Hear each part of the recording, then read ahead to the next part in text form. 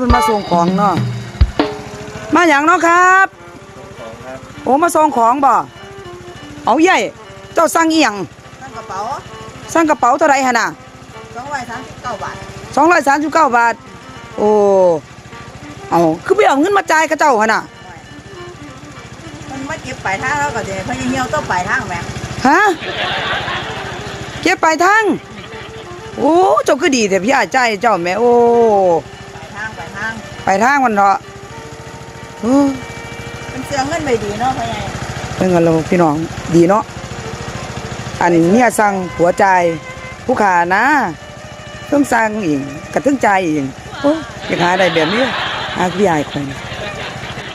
น้ำสั่งของมิตรเพิ่นสั่งแต่น้ำเขาเจ้ามามิตรเฮาเป็นผู้ใจ